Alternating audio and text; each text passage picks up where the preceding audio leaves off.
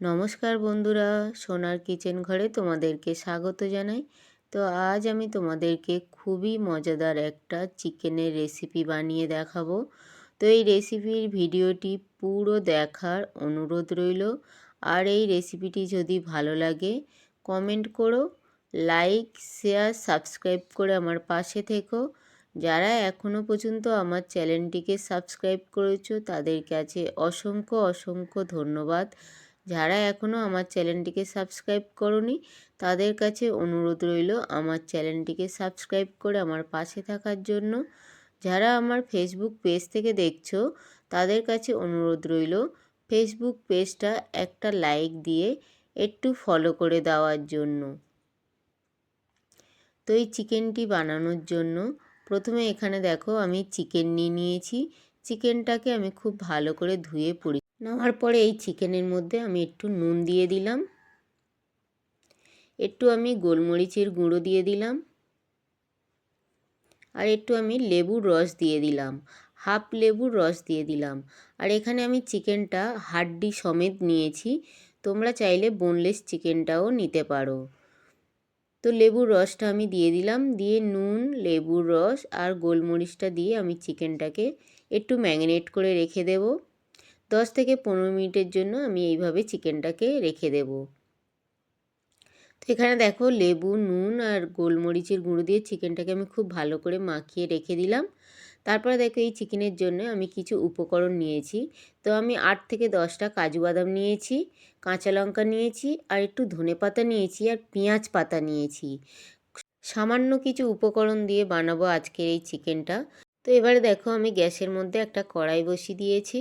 কড়াইয়ের মধ্যে আমি একটু সাদা তেল দিয়ে দিলাম। তেলটা আমি খুব ভালো করে গরম করে নেব। তো তেলটা দেখো খুব ভালোভাবে গরম হয়ে গেছে। এবারে ওই তেলের মধ্যে আমি হালকা করে একটু চিনি দিয়ে দিলাম, 3টে আমি এলাচ দিয়ে দিলাম, আর একটা আমি তেজপাতা দিয়ে দিলাম। দিয়ে এই চিনি এলাচ আর তেজপাতাটা আমি একটু ভেজে নেব। ততক্ষণ ভাজবো যতক্ষণ না এই মশলা থেকে একটা সুন্দর গন্ধ ছাড়ে। তো ততক্ষণ আমি এই মশলাটা ভেজে নেব। তো এখানে দেখো চিনিটাও মেল্ট হয়ে গেছে, আর এলাচ আর তেজপাতাটাও সুন্দর ভাজা হয়ে গেছে। এবার এই এলাচ তেজপাতার মধ্যে আমি দেখো এখানে পেঁয়াজ কেটে রেখেছিলাম, একদম ছোট ছোট করে পেঁয়াজটা কেটে রেখেছিলাম। ওই কাটা পেঁয়াজটা আমি ওই তেলের মধ্যে দিয়ে দিলাম, দিয়ে পেঁয়াজটা আমি একটু ভেজে নেব।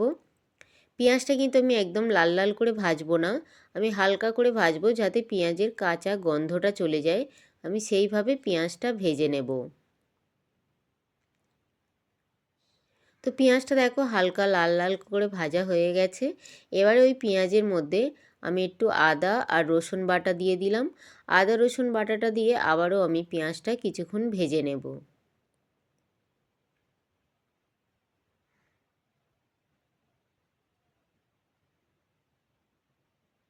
তো এখানে দেখো আদা রসুনটা দিয়ে আদা রসুনটাও খুব সুন্দরভাবে ভাজা হয়ে গেছে। আদা রসুনটা দিয়ে এমন করে ভাজতে হবে যাতে আদা রসুনের কাঁচা গন্ধটা না আসে। তারপরে দেখো ওই আদা রসুন পেঁয়াজ ভাজার মধ্যে আমি যে চিকেনটার মধ্যে মশলা মাখিয়ে রেখেছিলাম ওই চিকেনটা আমি দিয়ে দিলাম। দিয়ে এবার আমি খুব ভালো করে এই মশলার সঙ্গে চিকেনটা একটু ভেজে নেব। তো এখানে দেখো চিকেনটা দিয়ে আমি চিকেনটা কিছুক্ষণ ভেজে নিলাম। তবে এই চিকেনটা ভাজার সময় গ্যাসটা কিন্তু একদমই কমিয়ে দিয়ে চিকেনটা ভাজতে হবে। এবারে এই চিকেনের মধ্যে আমি কিছু মশলা দেব। তো তার জন্য দেখো আমি হালকা করে একটু নুন দিয়ে দিলাম। যেহেতু চিকেনটা ম্যারিনেট করার সময় আমি একটু নুন দিয়েছিলাম, যার জন্য আমি অল্প করে একটু নুন দিলাম। আর খুবই সামান্য পরিমাণে আমি একটু হলুদ দিয়ে দিলাম, একটু আমি জিরের গুঁড়ো দিয়ে দিলাম, একটু আমি ধনের গুঁড়ো দিয়ে দিলাম।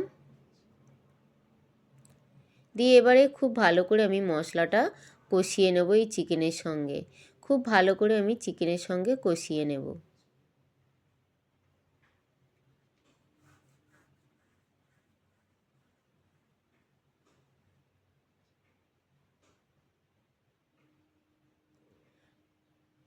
তো এখানে দেখো মশলাটা খুব ভালো করে চিকেনের সঙ্গে কষানো হয়ে গেছে। এবার আমি যে কাজু বাদামটা নিয়েছিলাম ওই কাজু বাদামটা আমি একটু জল দিয়ে খুব ভালো করে একটা পেস্ট তৈরি করে নিয়েছিলাম। ওই কাজু বাদামের পেস্টটা আমি দিয়ে দিলাম। কাজু বাদামের পেস্টটা দিয়ে আমি কিছুক্ষণ চিকেনটার সঙ্গে কষিয়ে নিলাম। তো কিছুক্ষণ চিকেনটার সঙ্গে কাজু বাদামটা কষানোর পরে ওই কাজু বাদাম যে বাটির মধ্যে ছিল ওই বাটিটা ধুয়ে আমি একটু জল দিয়ে দিলাম। দিয়ে আবারও আমি খুব ভালো করে নাড়াচাড়া করে দিলাম।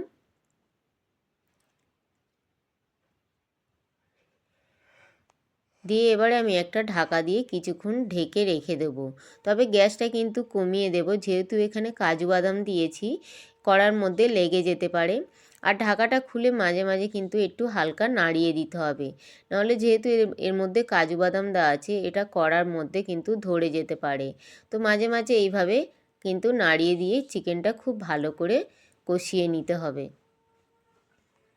তো ঢাকাটা খুলে দিয়ে আবারও দেখো আমি খুব ভালো করে নাড়াচাড়া করে নিচ্ছি। খুব ভালো করে কিন্তু এইভাবে নাড়াচাড়া করে নিতে হবে যাতে কড়ার মধ্যে ধরে। তো দেখো খুব ভালো করে নাড়াচাড়া করে নেওয়ার পরে এখান থেকে কিন্তু কাজু বাদাম থেকে মশলা থেকে কিন্তু খুব ভালো করে তেল ছেড়ে দিয়েছে, আর চিকেনটা কিন্তু খুব ভালোভাবে সিদ্ধও হয়ে গেছে। তো এবারে দেখো আমি যে এই গ্রিন কালারের পেস্টটা দিলাম, এটা আমি যে ধনেপাতা আর পেঁয়াজ পাতা আর কাঁচা লঙ্কা নিয়েছিলাম সবগুলো একসঙ্গে করে আমি খুব ভালো করে একটা পেস্ট তৈরি করে নিয়েছি। নিয়ে ওই পেস্টটা আমি দিয়ে দিলাম। দিয়ে আবারও আমি চিকেনের সঙ্গে কিছুক্ষণ এই মশলাটা দিয়ে কষিয়ে নেব। তবে খুব বেশিক্ষণ কষাবো না, 4 থেকে 5 মিনিট আমি এই মশলাটা দিয়ে কষিয়ে নেব। নিলে কিন্তু এই কালারটাও থাকবে আর খেতেও কিন্তু দুর্দান্ত লাগে এই চিকেনটা। তারপরে দেখো আমি দুটো কাঁচা লঙ্কা পেকে গেছিলো, ওই পাকা দুটো কাঁচা লঙ্কা আমি দিয়ে দিলাম। আর আমি যে মশলাটা পিষেছিলাম ওই মিক্সিটা ধুয়ে একটু জল দিয়ে দিলাম। এই চিকেনে কিন্তু জলের পরিমাণ খুবই কম লাগে আর খেতে কিন্তু দুর্দান্ত লাগে। তো এই মশলাটা দিয়ে দেখো আমি 3 থেকে 4 মিনিট খুব ভালো করে কষিয়ে নিলাম। নিয়ে আমি এইভাবে ছেড়ে দিয়েছিলাম।